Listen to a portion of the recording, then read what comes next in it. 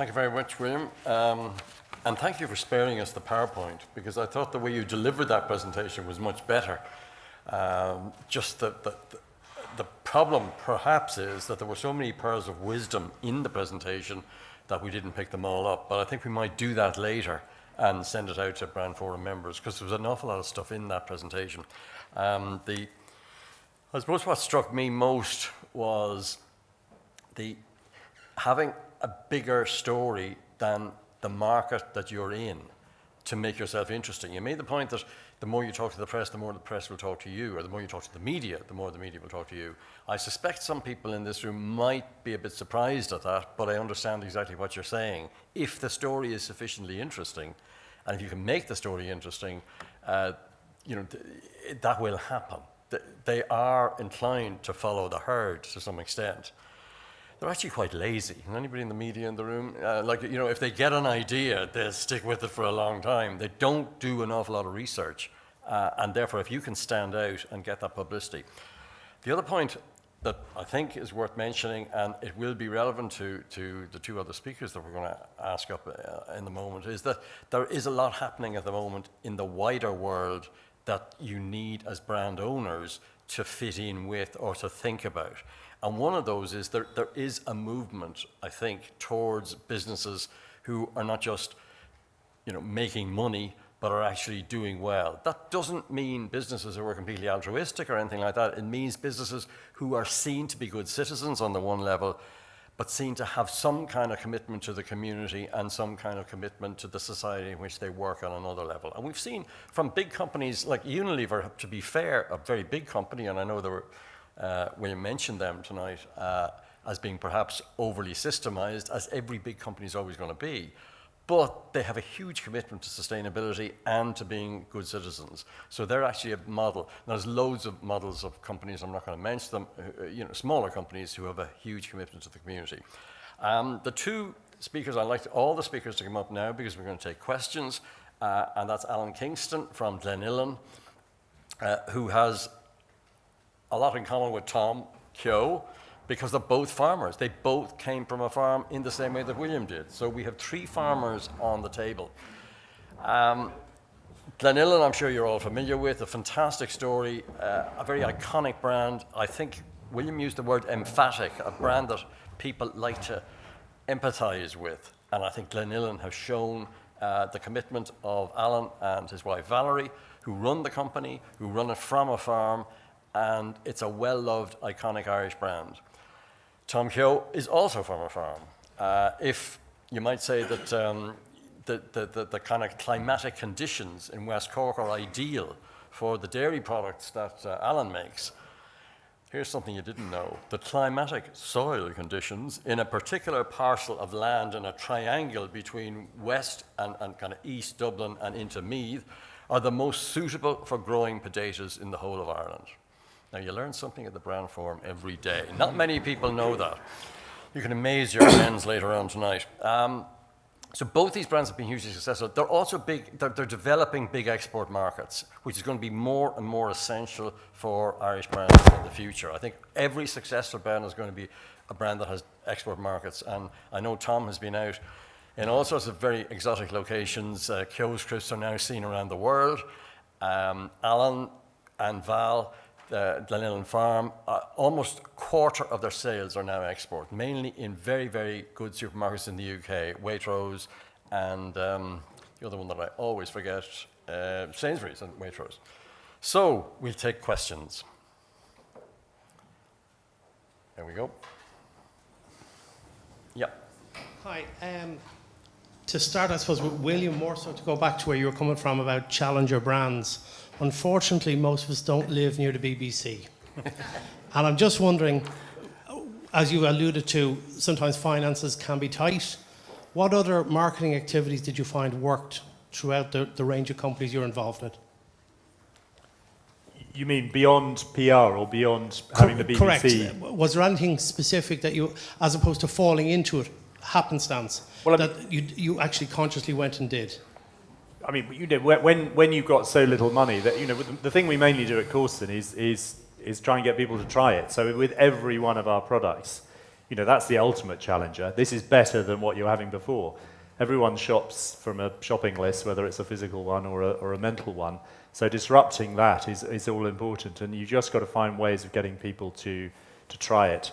So if you've only got a few bucks to market, then spend it on getting people in the flagship store of a particular chain, and really sort of build your sales up that way. So tasting is all important. Going to consumer shows, going to small consumer, it depends on what scale you are, but something that's what is appropriate. I mean, it looks expensive because you don't reach that many people, but actually, getting a great story in the national media when you're only listed in 50 outlets is largely a waste of time. So, it's for us, it's always been a hierarchy, and what I was describing is probably slightly later in the day. I mean, a great story in the press early on, I always try and do that because it's a great thing to put in your fundraising documents. But otherwise, frankly, it's not nearly as good as getting people to try it and fall in love with it and get it into their local store. Thank you. Just before we take another question, there is one thing that struck me in William's presentation, and it is about communication. I mean, he didn't mention advertising or social media so much, but design is a form of communication. It's, in my opinion, your most important form of communication. You've got to have a design anyway. Why not use the design consciously as the best ad that you can possibly have for your product? And that means sometimes telling the story on your pack. Innocent. It's one of the big factors in their success, the stories they told on the pack. And I think I'm really impressed by the designs of all Williams products. Another question?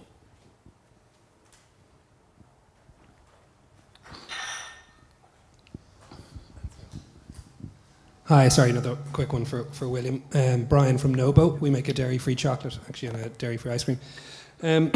All the brands you've worked with, amazing, iconic brands nearly at this stage, are obviously have great backstories, as you mentioned, and resonate in the home market, and have built up a lot of goodwill in that market.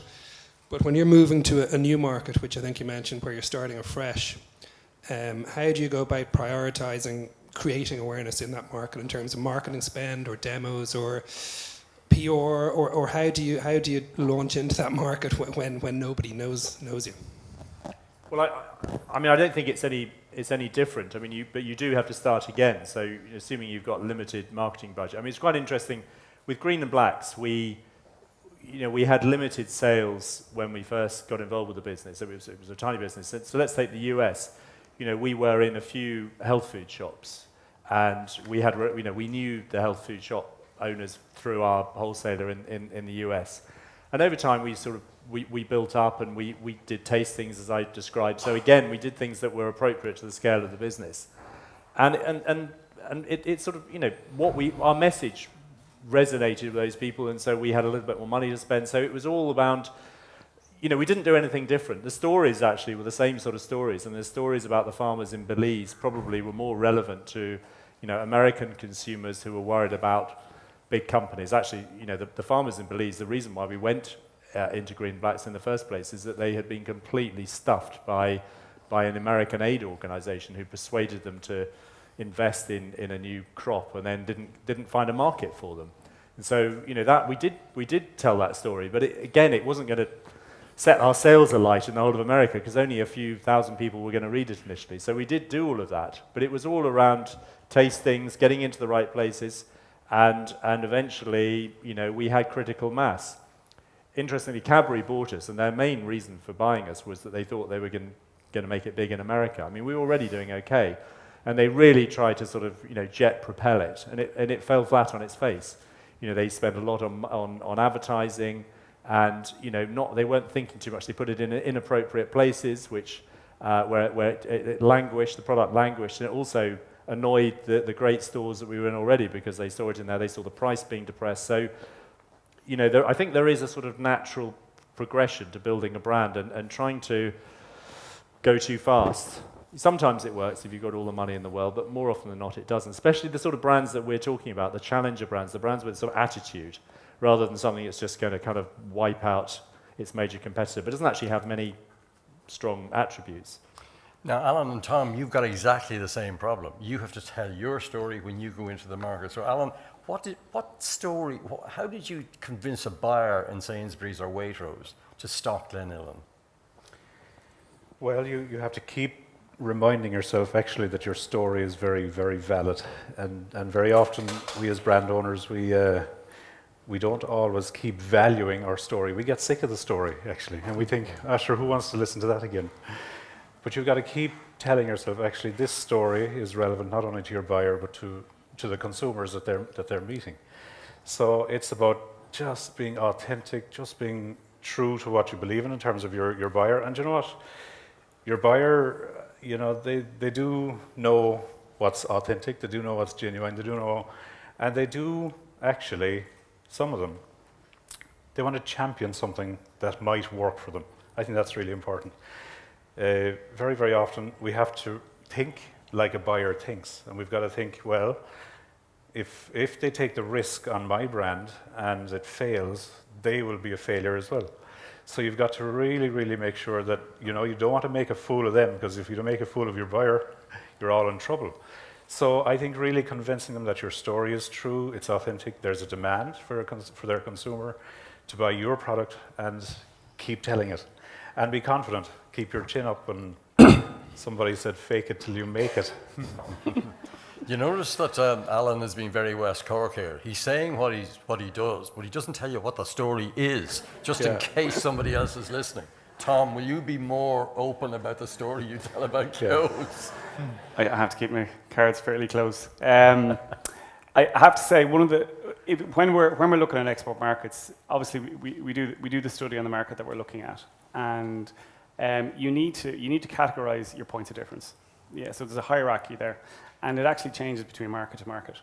What we find is, in general, our biggest point of difference is the quality of our product, and that quality difference is the longest lasting difference. Everybody has a story to tell. Some are true, some are false. Consumer doesn't really know that. So it's the longer term point of difference that will actually get you repeat sale is your quality difference. And you need to remember that quality is relative. And it took us a while to actually realize this. If you're selling crisps in Ballsbridge, you're against a competitive set, very, very fresh product, all cooked down the road, etc.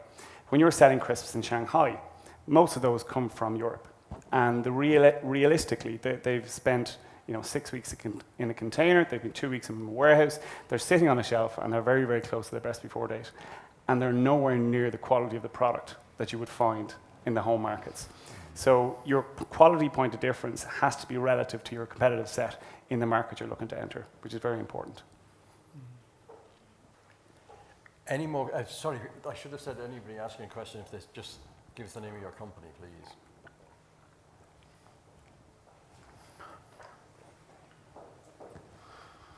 Suzanne from Strong Roots. Just to follow on from Tom's point there, I just want to ask a question to the panel about your product development and your pipeline timescale, and then also adapting your product for the international market, whether it be actual product or packaging.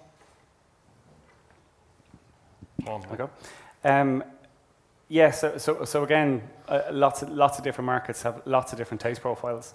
What we have found, for example, in China, we needed to reduce the salt content in all our seasonings by about 25% because the Chinese consumer really does not like salt. And we found that through actually carrying out in-store taste tests. The feedback from the consumer was that they actually did not like the amount of salt that was contained in our flavourings. Yet, take another consumer into account, Emirates. At 36,000 feet, your taste buds actually don't taste flavours correctly. So you need to increase your flavour content. You need to increase your flavour content. So it varies from market to market. In relation to packaging, yes, you very much need to change your communication. For example, in the USA, GMO-free is huge. In Ireland, we don't really care about it because it really doesn't come onto our plate. What we found was in the USA, very, very simple thing. Retailers can't use an EAN 13 barcode, so we had to go to UPC. But again, it took us 2 years to actually come to that insight. So there's lots of little different things that are quite small, but can make a huge difference in your markets. Alan, do you have anything to add there? Well, thankfully in the UK, the taste buds are very similar, which is which is interesting. But I suppose what we've found is our yogurt, typically, even in the Irish market, is quite a sharper, fresher taste compared to the UK, where they've perhaps maybe a sweeter type of yogurt. So that's another, it's a unique selling point. It's different. So that's very, very important. I would say that the real advantage of being a small company in terms of timeline and turning new products around is you can turn them around really, really fast. The big companies move really, really slowly, and that's something that small brands like ours should really take advantage of, because we can be so much faster at responding to new products or new trends and new developments. Yeah. William, you've done an awful lot of new products. Well, yes, and I mean, just building on that last point, because I completely agree with it. But what I found is, as you get slightly bigger, or maybe it's just you notice it when you get slightly bigger, is that you can be a little bit too fast to respond. And so I've noticed this with Corson. We've got a new head of marketing who comes from Innocent, and she's introduced a system which some people might say is a bit bureaucratic, a bit big company-ish, but it's been completely fantastic, because it means that everyone, to get a new product around it, needs, you need to make sure that there is a barcode, or you need to make sure that the ingredients have been fully tested, and that the people who are, if you're outsourcing the manufacture, they've done a run.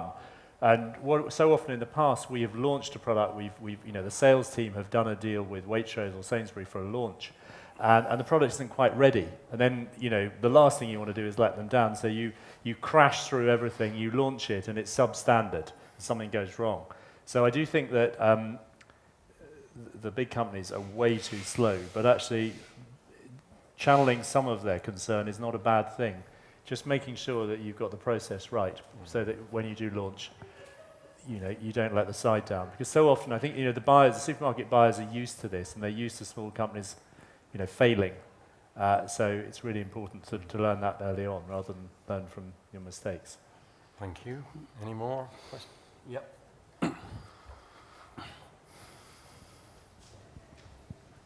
Frank Fenn from the Brand Forum Steering Group. And hopefully this is a question that's relevant to all three businesses, but are there any lessons or even stories you can tell us about your decision process for choosing export markets, and in that, choosing distributor partners to work with? So I'll start on that one. So I suppose Ireland is a small country, number one, and I think every food brand manufacturing facility, we want to, and actually we probably need to export if we're to get that critical mass to make our products viable in terms of process and production. That was one of our big difficulties. Ireland, we just weren't selling enough product in Ireland to make our process efficient and viable. So we had to look at export market. And I mean, they're our closest neighbours in terms of the UK, and I'm sure Brexit might come up sometime in the questions, but we had, I suppose, just no choice but to expand into that UK market and see, could we make our products really viable, even in the Irish scene, piggybacking off the English market. So I think every brand wants to grow and look outside of Irish manufacturing, because that's where the volume is, and that's where so many people live. So it's very, very important in terms of growth for Irish manufacturing. Tom, would you like to answer that? And then I'll bring William in on, if you want to mention Brexit, you don't have to mention Brexit. Well, I suppose if you look back at our history, I suppose we don't have quite an organised past when it comes to exports. Even when you look at my business plan I gave to the bank when I started the business up was to be at farmers markets for 3 years. So we had very, very small aspirations for the business. We were very lucky. Pretty much 3 months after startup, we had a buyer from Dina DeLuca visited Dublin and wanted to list our crisps in their stores. They thought the taste was amazing, and it all happened. So we were exporting very, very quickly. So we didn't have people in place to manage those accounts. And from that, we got more export business. So we found ourselves in a position where we were just chasing bright lights all the time. Oh, we got a phone call from these, and we got a phone call from those. So we built up this, I suppose, portfolio of trophy accounts from Singapore all the way across to America. Very, very small accounts, very, very small quantities, very, very difficult to make money. So we needed to look at that, and we evaluated what we were doing. and we identified that we needed to bring an export manager into the business. We also identified that the best thing that we could get out of this was insights into our product. So in other words, we're making lots of mistakes. Let's use them, and let's get those insights back into the business, and let's make a plan and get strong about this. So that's exactly where we are now. We're in a position whereby we've seen the green shoots, we've seen the no sales, we know what caused that, and we know why people buy our product. So now we're developing a very, very good export strategy for the business for 2019 that will build on existing successes. But we've come around the houses to achieve that. Can you give us an example of one of those insights, or is that too... so that people know exactly the sort of thing you're talking about there, because obviously you've been very successful. Yeah, well, again, I'll use the airline business as an example. When we started talking to airlines, they didn't want to buy our product because we were too expensive. And, basically our point of difference wasn't that great that would merit them investing a few more cents in a product. So what we then did was we went back and we said, okay, these guys have a problem. And the problem is that they actually cannot store enough snack foods in their trays on their planes to serve to customers on long-haul flights. So we went back, we reevaluated our product. We actually developed a machine that can actually size out small crisps that we could put in little small bags for the airlines. And then we went back with that solution. And that worked straight away. Yeah. And it's continuing to work. So that's just one example. That's very good, yeah. William, you want to come in there?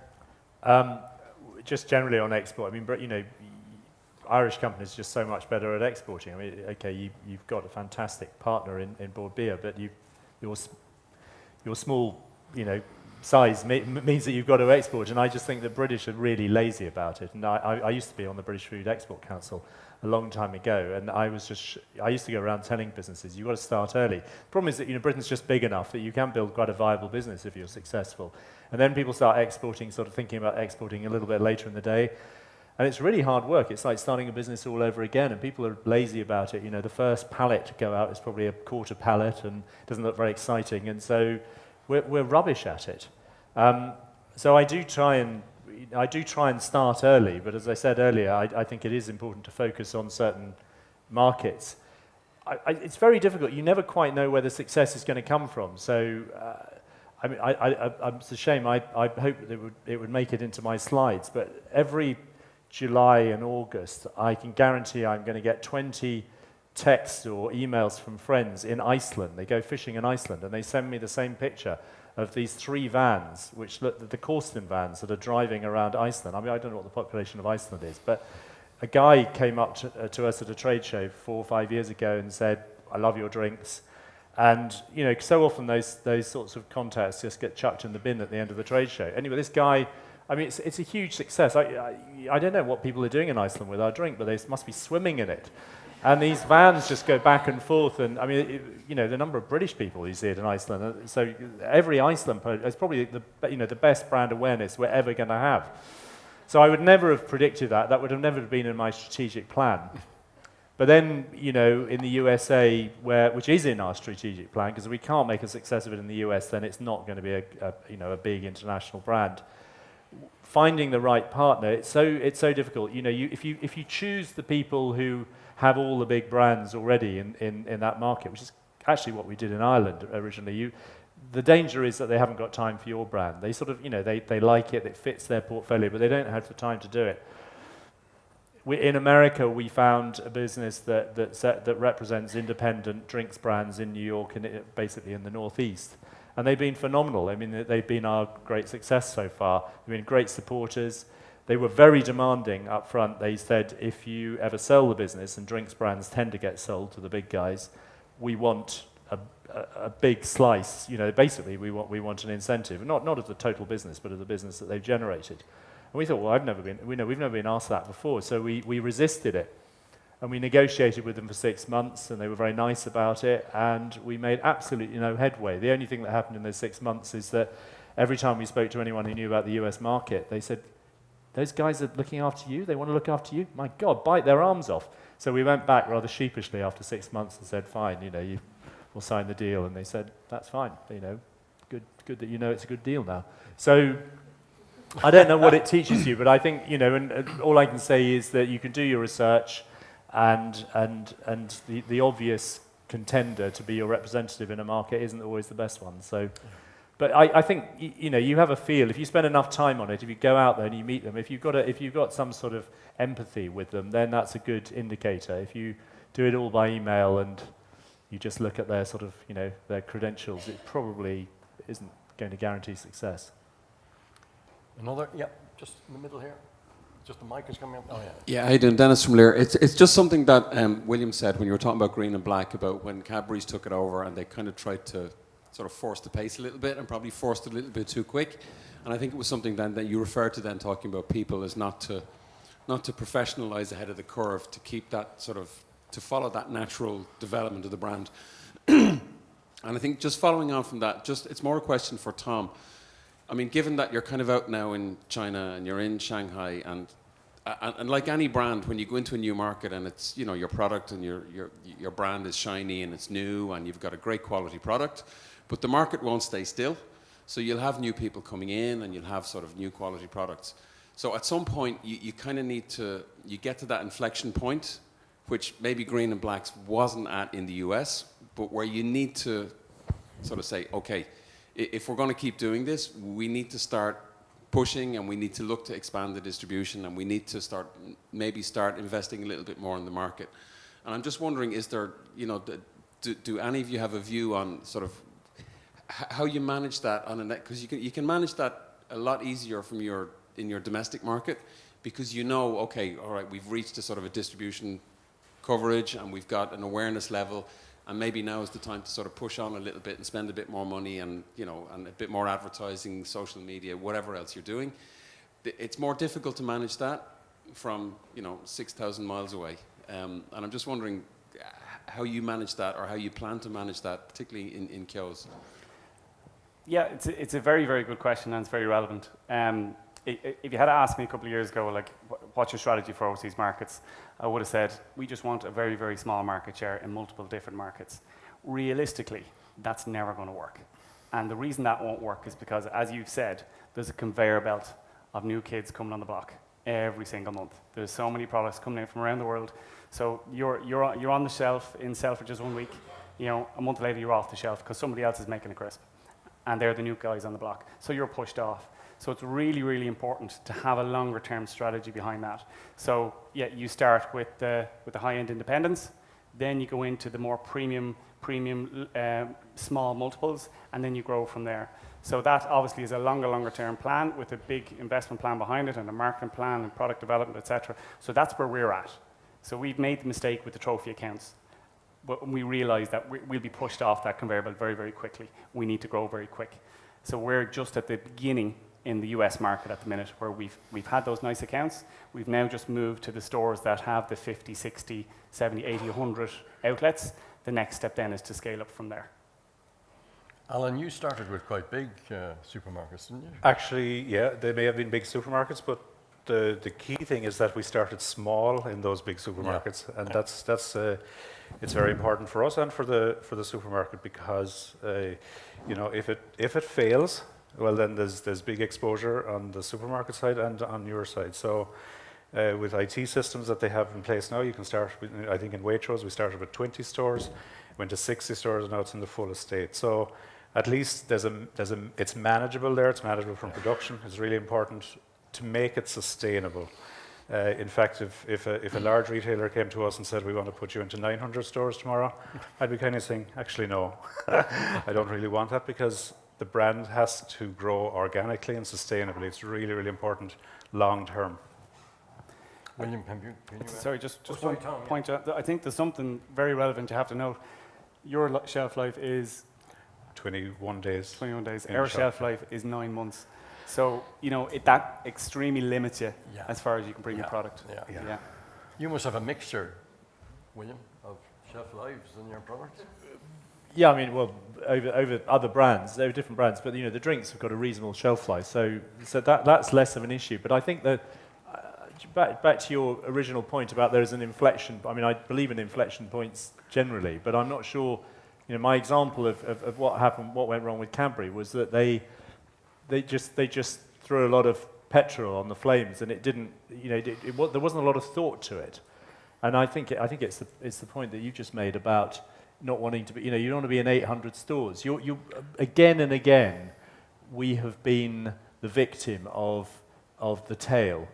So if you're doing well, just beginning to sort of get some traction in Waitrose, I'm talking in UK supermarkets, obviously, but the same applies around the world, then, you want to get into the top Tesco's, you might want to get into the top Sainsbury's, but, when we were doing Covent Garden Soup, we got into Asda too early, and that then dominates your strategy. You start, it's easy to get into these stores, it's relatively easy to get into it, it's a lot harder than it was, I admit, because no one picks up the phone anymore, but it was relatively easy to get into them, but then if you languish on the shelves, if you don't hit their bars, they're constantly after you, and then, the only thing you can do, the only reaction, because, getting the BBC to do a great story on you is not going to drive sales in Asda. So what do? You do price promotion, and you do a price promotion in Asda, and then that affects your business with Tesco. They want, they want the better deal, and they're not going to support the margin which Asda might have been doing. So, and on it goes, it knocks through the system. And so I think it's really important to grow at the pace that is appropriate. If you've got a little bit more marketing resource, then just do more of what is working for you. Don't go out there and do something that's completely alien. And that's what Cadbury did. They did what big companies do, which is, we want this business. It was a 50 million, 60 million pound brand then. They wanted it. They told the city they wanted it to be a 200 million pound brand. And the only way they were going to get that was to chuck a lot of money at it. And it didn't work. And they spent a lot of money, they wasted a lot of money, and it's now a smaller brand, I think, than it was when we sold it. So that wasn't inevitable, but that's what happened. Yeah, I think it's just really interesting that money doesn't always work. It's about story. Smart thinking, and yeah.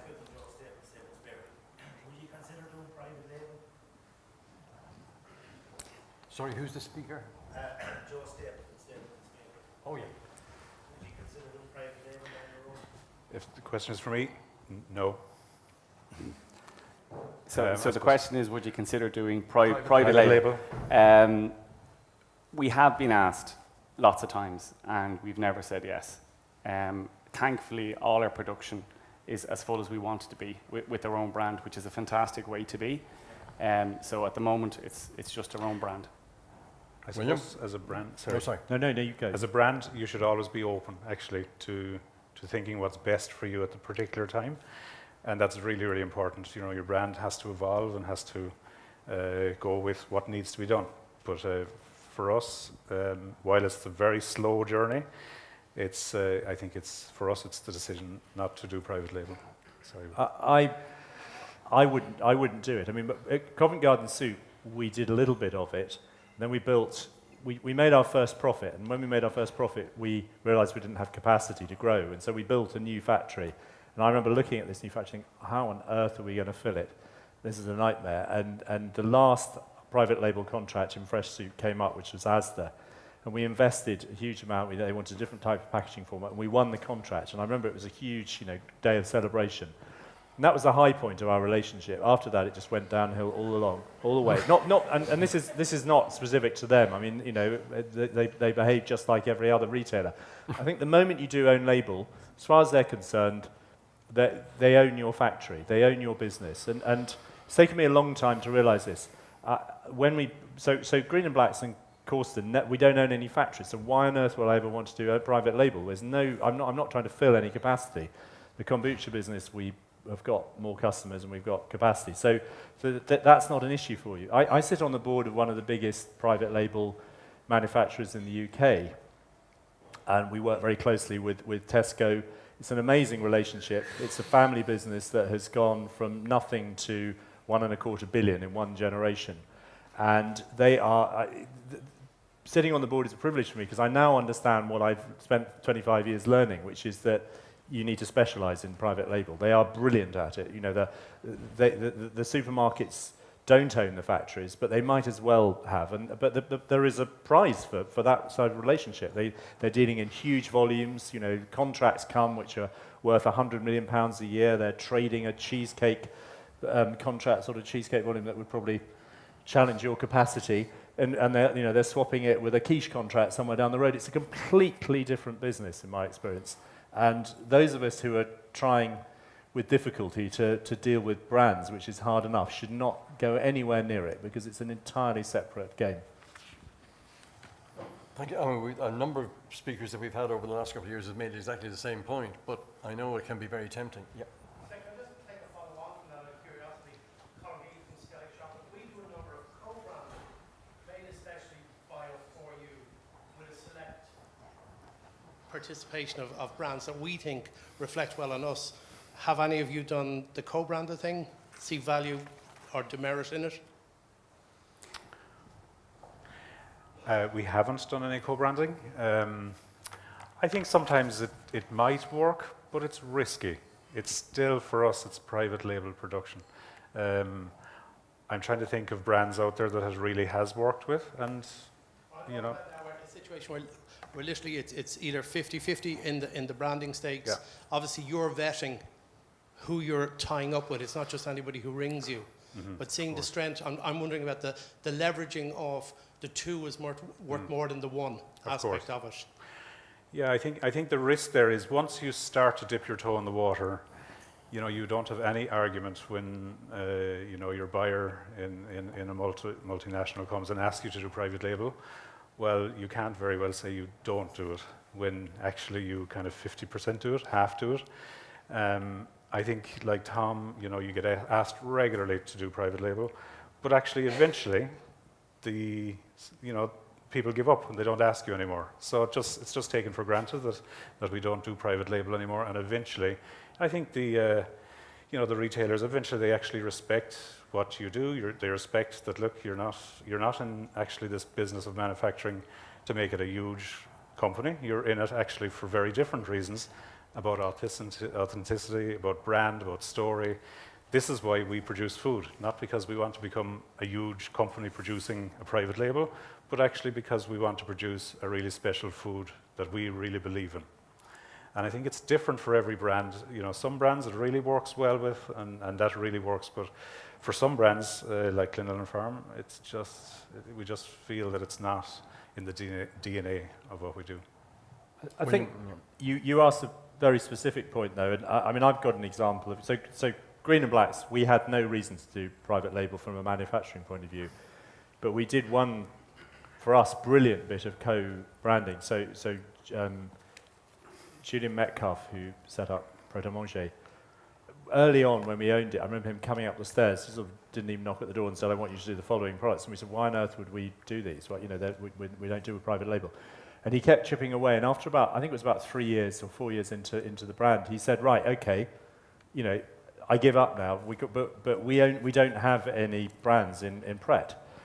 And so we did what you were describing, and it was completely fantastic for us. We chose a different format. It was a different bar, and it had the Pret star on the front.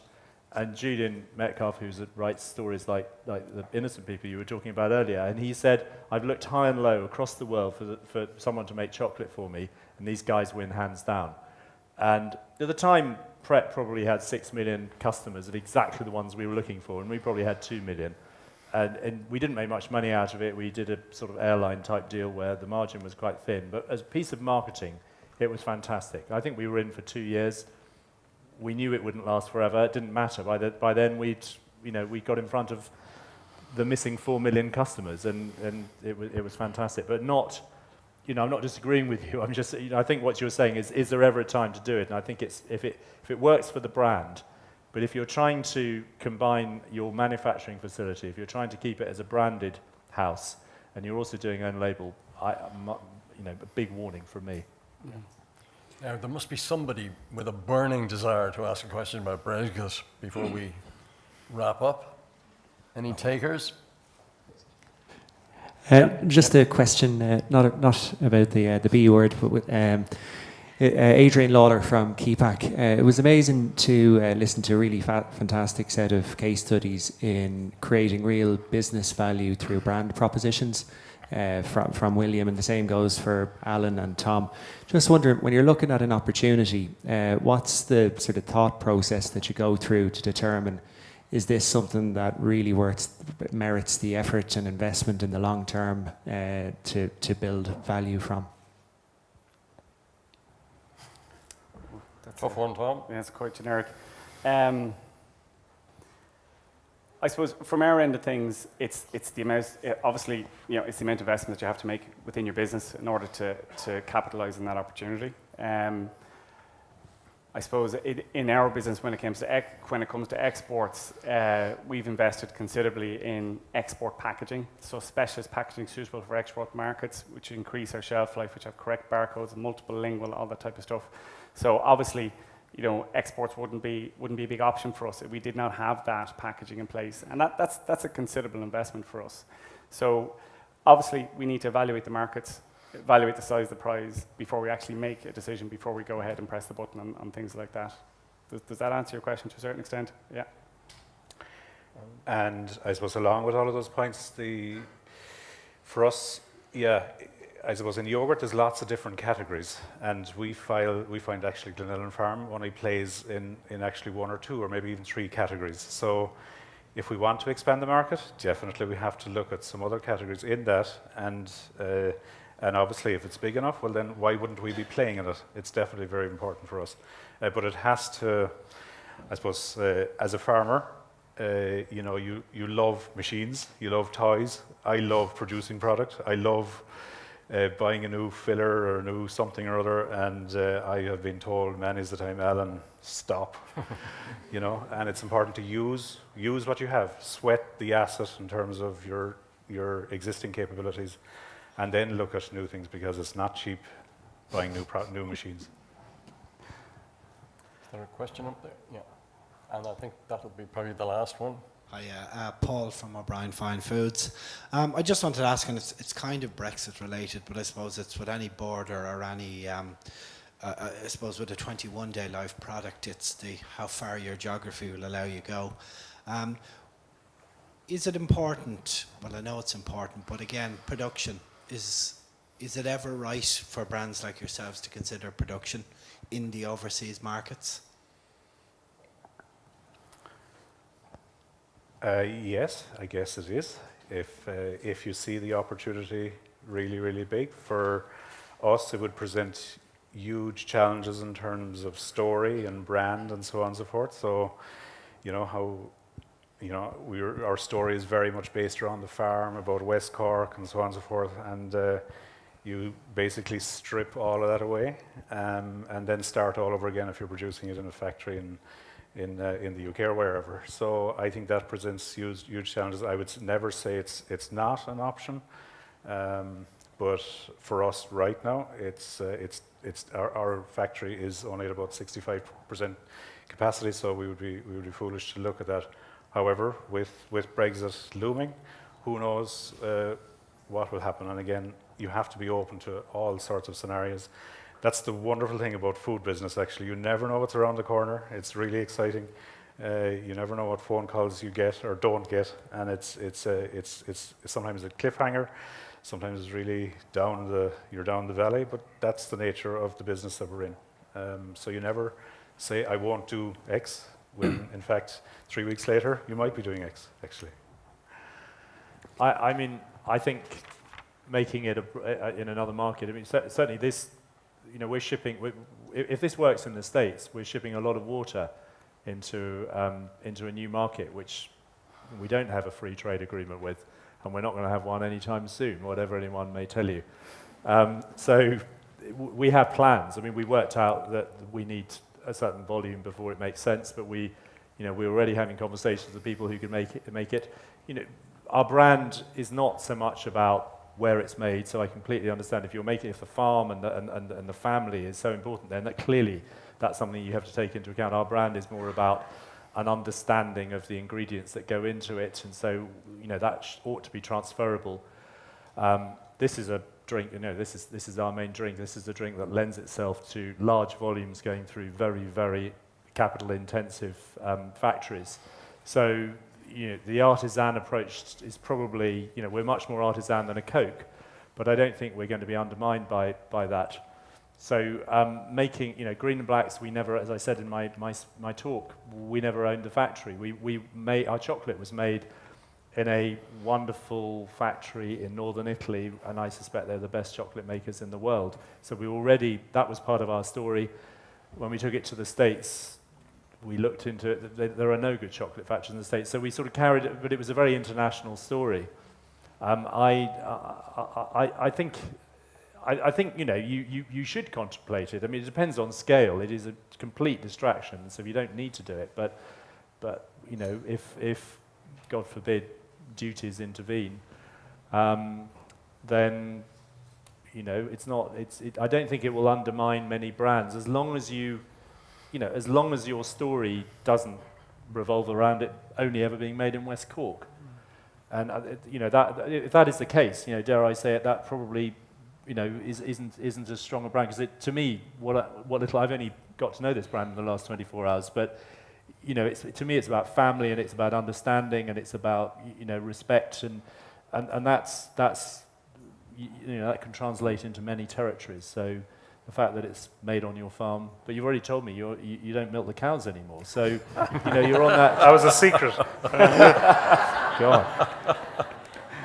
William, could you just give us one quick line about Brexit and the mood in British food business, about what's the general conversation about it now, or is there none? No, there's in this business we haven't got a clue what's going on. We've been first of all, we prepared for the referendum just in case Britain was mad enough to vote the way it's voted. And we've been trying to sort of navigate our way through. So we managed to persuade the most efficient canning plant in the world to take this tiny little product on the continent. And then with the collapse of sterling, we've had to bring it back to a less efficient plant because it's cheaper in the UK. So we've already borne the inefficiencies of that. We buy most of our ingredients. We don't produce anything like enough apple juice in the UK to satisfy our needs. So we buy most of our apple juice on the continent. God knows how many times this can wings back and forth, or the raw materials across the channel. And now we're trying to work out what the tariff might be, and we haven't got a clue. I mean, we've had 2 years of hell, so that's just one business. Everyone's supposedly preparing for, but we don't know what we're preparing for. I'm guessing, you're a very international country, and a lot of people didn't vote for Brexit. I hope you don't think that the whole country's gone mad. I mean, I know a lot of people probably voted for it with good intentions, but business was not out there explaining these issues until way too late, and I'm partly to blame for that. And so the politicians were left to fight the referendum, and now business is, rather too late in the day, is explaining the implications of this madness. Let's hope that a few politicians get a chance to, they're listening, I think they are listening now, but where they get a chance to deliver, given the parliamentary arithmetic. But I realise in the last 24 hours have sort of driven a point home that, your industry in this country are as big a victim of this stupid decision by the British electorate as ours. So let's hope that sanity prevails in the next few months. As long as you don't use the expression, we're all in this together. That has become quite discredited. Tom, would you like to? Well, I suppose on the last point about the manufacturing overseas, so there's a couple of things. I think from myself and Alan's point of view, your story is your lifestyle, and you're actually selling your story every day. And to think about actually doing that in a way that doesn't sit right with you will never sit right with you. So that would never happen. However, I've been party to discussion with retailers whereby, there was big opportunities on the desk, but they wanted you to establish local manufacturing. The reality is that, God forbid, if Alan or I had to sell a business in the morning and private equity got their hands on it, the business would be probably worldwide within a year. And that's the way they'd approach it. They wouldn't care about the story as much as we do. But we're very, very passionate about it. But it wouldn't be as successful without that story. Well, does the customer actually read into the story that much after a certain point? I've seen some of our competitors develop a story, and then they now manufacture in Australia, Europe, and America. On the same story, customer doesn't read into the background. Yeah, I'll talk to you about that later. I think that's it for questions. We have to go outside, and I don't want to keep you from sampling the products. I'd like to thank our three speakers for all the insights and stories very well. Whatever about the stories of their products, they can tell the story of their companies extremely well. William mentioned the turnover of Fever Tree in the middle of, was 5 billion or something? Or sorry, the share, the valuation. Yeah, the market cap. Well, could I just remind our three speakers and everybody else that the only reason why that company really started its meteoric rise after Charles Rolls spoke at the Brand Forum. That was the starting point. So Tom and Alan and Walter have that to look forward to. Thank you very much. No pressure. No pressure.